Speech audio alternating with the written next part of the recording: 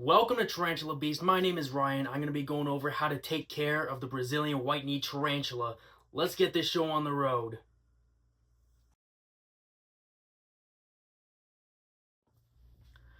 So the Brazilian white-knee, or Acanthoscurria geniculata, is a species that is native to Brazil, most specifically the northern regions, and it lives in tropical rainforests and lowlands, specifically centered around the Arizona River Basin.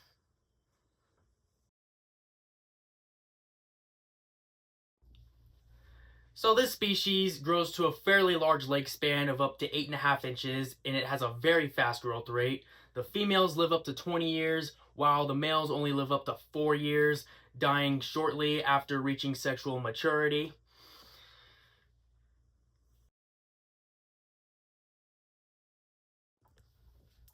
So this species is considered a very good beginner species despite the large size, and the care isn't too complex as it is a New World terrestrial species.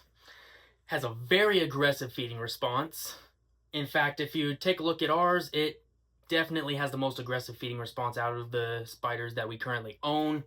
Once you drop a cricket into our Acanthoscurria geniculata's enclosure, it's already in his fangs not even a second later.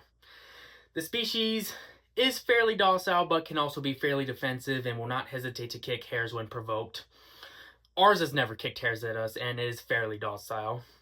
It is a very small juvenile, though, at like 2.5, 2 3/4 inches in leg span. But give it about a year, it's probably going to be like 5 or 6 inches because it is a very fast grower.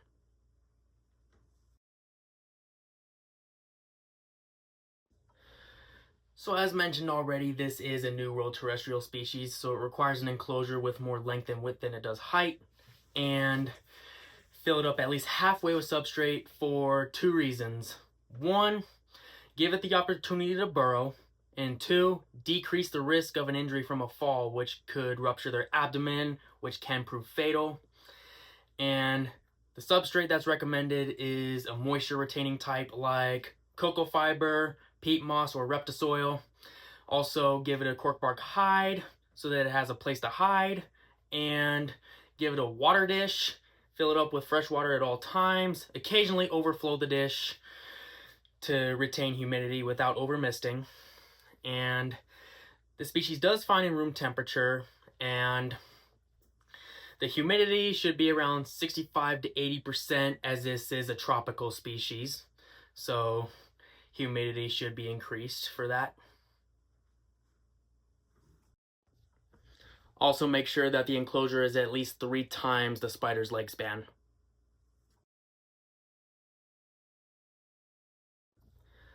So now for feeding. Give slings, flightless fruit flies, or pinhead crickets twice a week. And then for juveniles, give them small to medium crickets or dubia roaches every 7 to 10 days, depending on the size of the abdomen. And then for adults, feed them every 2 to 3 weeks. Large crickets or dubia roaches, again, depending on the size of the abdomen. And make sure prey is no bigger than the size of the tarantula's abdomen. And if the abdomen is wider than the carapace, decrease the feeding frequency. And if it is thinner than the carapace, increase the feeding frequency.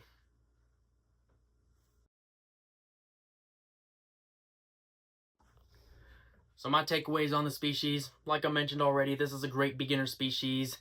And if you want a spider that has an insanely good feeding response, grows to a large size, grows fast, and has pretty coloration, then I definitely 100% suggest this species.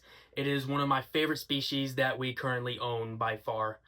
And I just love watching it catch a cricket right after I drop the cricket in there. So yeah, if you enjoyed the video, go ahead and like, comment, and subscribe. I'll put out more videos like this, and I'll see you guys next Thursday.